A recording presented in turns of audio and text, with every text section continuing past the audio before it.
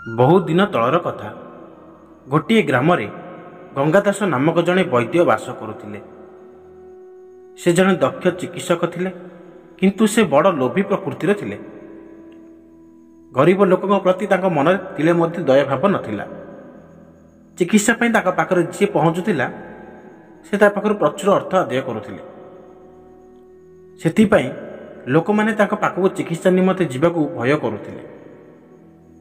କିନ୍ତୁ ସେହି ଗ୍ରାମର 20ରୁ 25 କୋଶ ଦୂରତା ମଧ୍ୟରେ ଆଉ କେହି ବୈଦ୍ୟ ନଥିଲେ।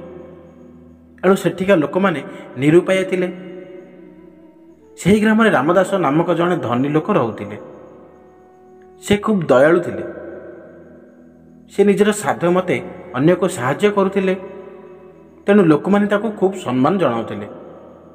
କିନ୍ତୁ ତାଙ୍କର ସୁନାମ ପ୍ରତି ଗଙ୍ଗାଦାସ ଭାରି ଈର୍ଷାନ୍ୱିତ ଥିଲେ। ସେ ଭାବୁଥିଲେ ରାମଦାସ ଯୋଗୁଁ ତାଙ୍କର ସମ୍ମାନ ହାନି ହେଉଛି।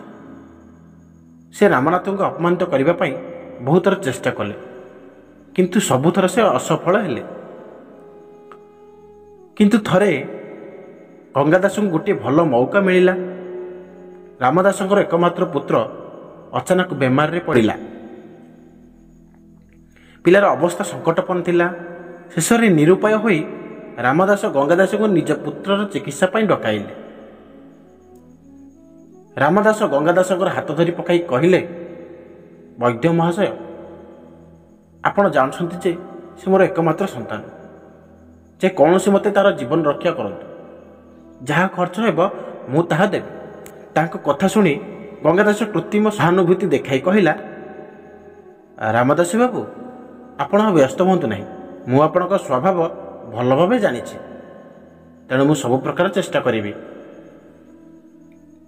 ପୁଅର ଚିକିତ୍ସା ପାଇଁ ମହାଘୃତ ବା 111 ବର୍ଷ ତଳର ପୁରୁଣା ଘିଅ ଦରକାର, କିମ୍ବା ସ୍ୱର୍ଣ୍ଣଶ୍ୟାମ ପ୍ରସ୍ତୁତ କରିବାକୁ ହେବ। ସେଥିପାଇଁ 100 ଭରି ସୁନା ଦରକାର।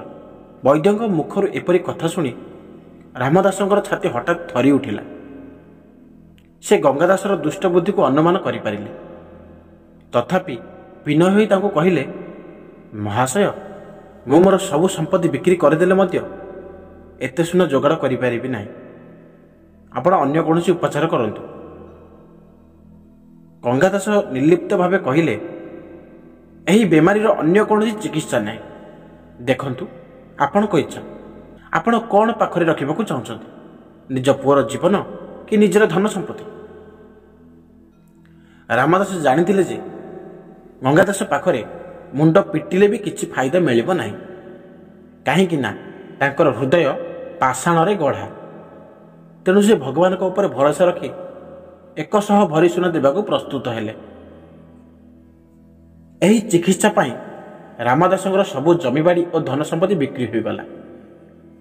ଗଙ୍ଗାଦାସ ଚିକିତ୍ସା କଲାବେଳେ ଏପରି ଅଭିନୟ କରୁଥିଲେ ସତେ ଯେପରି ସେ କଠିନ ପରିଶ୍ରମ କରି ତାଙ୍କ ପୁଅର ଜୀବନ ବଞ୍ଚାଉଛନ୍ତି। ଧୀରେ ଧୀରେ ପୁତ୍ର ସୁସ୍ଥ ହୋଇ ଉଠି ଚଲାବୁଲା କଲା। ଗଙ୍ଗାଦାସଙ୍କର ଅନ୍ୟାୟ କଥା ଚିନ୍ତା କଲା ମାତ୍ରେ ରାମଦାସଙ୍କର ମନ ଘୃଣାରେ ପୂରି ଉଠୁଥିଲା। ସେ ପ୍ରତିଶୋଧ ନେଇ ଗଙ୍ଗାଦାସକୁ ଉଚିତ ଶିକ୍ଷା ଦେବା ପାଇଁ ମନସ୍ଥ କଲେ।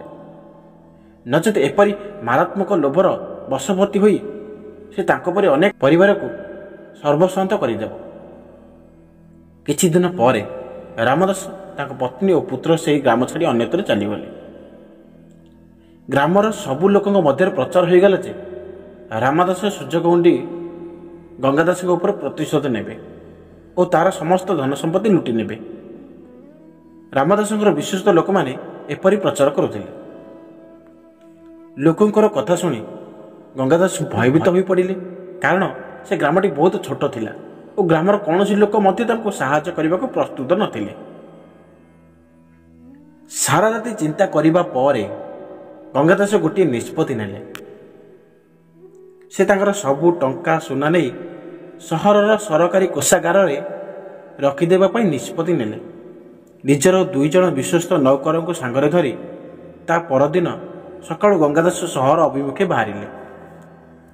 ବାଟରେ ପାହାଡ଼ିଆ ଅଞ୍ଚଳ ଅତିକ୍ରମ କରିବା ବେଳକୁ କେତେଜଣ ଲୋକ ଗଙ୍ଗାଦାସ ଓ ତାଙ୍କର ଲୋକମାନଙ୍କୁ ଘେରିଗଲେ। ଚୋରମାନେ ପାଖାପାଖି 20 ଜଣ ଥିଲେ। ସେମାନେ ଗଙ୍ଗାଦାସ ଓ ତାଙ୍କର 4 ଜଣ ଲୋକଙ୍କୁ ଗୋଟିଏ ଗୁମ୍ଫା ମଧ୍ୟରେ ବନ୍ଦୀ କରି ରଖିଲେ। କିନ୍ତୁ ସେମାନେ ତାଙ୍କଠାରୁ ଟଙ୍କା ସୁନା ଛଡ଼ାଇ ନେଲେ ନାହିଁ।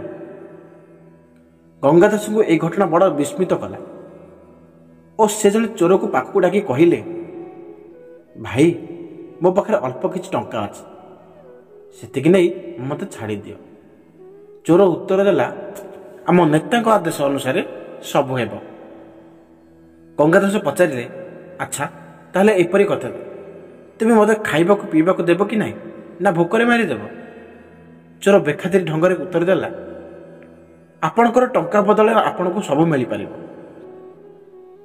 ଗଙ୍ଗାଦାସ ଜାଣିବାକୁ ଚାହିଁଲେ, କେତେ ଟଙ୍କା? ଚୋର ଜଣାଇଲା, ଖାଇବା ପାଇଁ 1 ଲକ୍ଷ ଟଙ୍କା ଓ ପାଣି ପିଇବା ପାଇଁ 50,000 ଟଙ୍କା। ଏକଥା ଶୁଣିବା ମାତ୍ରେ ଗଙ୍ଗାଦାସ ଅଚାନକ ଚମକି ପଡ଼ିଲେ। ତାପରେ ସେ କ୍ରୋଧରେ ଚିତ୍କାର କଲେ, ଖାଇବା ପାଇଁ 1 ଲକ୍ଷ ଟଙ୍କା? ଏହା ତ ଘୋର ଅନ୍ୟାୟ, ମୋ ପ୍ରତି ଅବିଚାର କରୁଛ। ଚୋର ନିର୍ଲିପ୍ତ ଭାବେ ଜଣାଇଦେଲେ, ମୁଁ ଜାଣେନି ଏହା ନ୍ୟାୟ କି ଅନ୍ୟାୟ, ବାସ୍ ମୁଁ ଖାଦ୍ୟର ମୂଲ୍ୟ ଜଣାଇଦେଲି। ଆପଣଙ୍କର ମର୍ଜି, ଆପଣ ଖାଦ୍ୟ ଚାହାନ୍ତି କି ଟଙ୍କା ସୁନା? ଗଙ୍ଗାଦାସ ବିନା ଖାଇବା ପିଇବାରେ 2 ଦିନ କଟାଇଦେଲେ। ତାଙ୍କର ମନ ହେଲା ରାମଦାସଙ୍କ ପ୍ରତି ସେ ଅନ୍ୟାୟ କରିଛନ୍ତି। ତାହାରି ଫଳସ୍ୱରୂପ ଆଜି ତାଙ୍କୁ ଏପରି ଦଣ୍ଡ ମିଳୁଛି। କ୍ରମେ ସେ ଭୋକରେ ଆଉଟୁ ପାଉଟୁ ହେଲେ। ତାଙ୍କ ଆଖିକୁ ସବୁ ଅନ୍ଧାର ଦିଶିଲା। ଖାଦ୍ୟ ଜଳ ବିନା ସେ ମୃତ୍ୟୁବରଣ କଲେ ସବୁ ଧନ ସମ୍ପତ୍ତି ଚୋରଙ୍କ ହାତକୁ ସହଜରେ ଚାଲିଯିବ। ତେଣୁ ଅନ୍ତତଃ କିଛି ଖାଇ ପିଇ ଜୀବନ ବଞ୍ଚାଇବାକୁ ପଡ଼ିବ। ସେ ଚୋରଙ୍କୁ ଡକାଇ ଟଙ୍କା ବଦଳରେ ଖାଦ୍ୟ ଦେବା ପାଇଁ ନିଜର ସ୍ୱୀକୃତି ଜଣାଇଦେଲେ। 2 ସପ୍ତାହ ପୂର୍ଣ୍ଣ ହେବା ବେଳକୁ ଗଙ୍ଗାଦାସଙ୍କର ସବୁ ଟଙ୍କା ଓ ସୁନା ସମାପ୍ତ ହୋଇଗଲା। ତାପରେ ସେ ଖାଇବେ କ'ଣ, ଏହା ଭାବି ସେ ଦୁଃଖରେ ଭାଙ୍ଗି ପଡ଼ିଲେ। ତେଣୁ ସେ ଚୋରଙ୍କ ସର୍ଦ୍ଦାରଙ୍କୁ ଡକାଇ ତାକୁ ବିନତି କରିବାକୁ ସ୍ଥିର କଲେ। ମାତ୍ର ଚୋରଙ୍କ ସର୍ଦ୍ଦାର ପାଖକୁ ଆସି ଗଙ୍ଗାଦାସଙ୍କୁ ପ୍ରଣାମ ଜଣାଇ କହିଲା, ଆପଣ ଯେତେବେଳେ ରାମଦାସର ଧନ ସମ୍ପତ୍ତି ଅକ୍ତିଆର କରୁଥିଲେ, ଗ୍ରାମବାସୀମାନଙ୍କୁ ଶୋଷଣ କରୁଥିଲେ, ସେତେବେଳେ ସେମାନଙ୍କୁ ମଧ୍ୟ ଏପରି ଦୁଃଖ ଭୋଗିବାକୁ ପଡ଼ିଥିବ। ଆପଣ ଏବେ ସେମାନଙ୍କର ଅବସ୍ଥା କଳ୍ପନା କରିପାରୁଛନ୍ତି କି ନାହିଁ? ଗଙ୍ଗାଦାସଙ୍କୁ ସେ ଚୋର ସର୍ଦ୍ଦାରର କଣ୍ଠସ୍ୱର ଚିର ପରିଚିତ ମନେ ହେଲା। ସେ କହିଲେ, ରାମଦାସ, ମୋତେ କ୍ଷମା କର। ଧନର ଲୋଭ ସେତେବେଳେ ମୋତେ ଅନ୍ଧ କରିଦେଇଥିଲା। ସେହି ଲୋଭରେ ପଡ଼ି ମୁଁ ତୁମର ସର୍ବସ୍ୱ ଲୁଟି ନେଲି। ବୈଦ୍ୟ ଧର୍ମର ବିପରୀତ କର୍ମ କରି ରୋଗୀମାନଙ୍କର ଅସହାୟତାରୁ ଫାଇଦା ଉଠାଇଲି। ଆଜି ତୁମେ ମୋର ଆଖି ଖୋଲିଦେଲ। ଏବେ ମୁଁ ବୁଝିପାରୁଛି ଯେ ମୁଁ ମୋ ଜୀବନରେ କେତେ ଅପରାଧ କରିସାରିଛି। ଏପରି କହି ଗଙ୍ଗାଦାସ ଉଚ୍ଚ ସ୍ୱରରେ କାନ୍ଦିବାକୁ ଲାଗିଲେ। ରାମଦାସ ଗଙ୍ଗାଦାସଙ୍କୁ ଆଶ୍ୱାସନା ଦେଇ ଗ୍ରାମକୁ ଫେରାଇ ନେଲେ। ଏହା ପରଠାରୁ ଗଙ୍ଗାଦାସଙ୍କର ସ୍ୱଭାବ ସମ୍ପୂର୍ଣ୍ଣ ରୂପେ ବଦଳିଗଲା।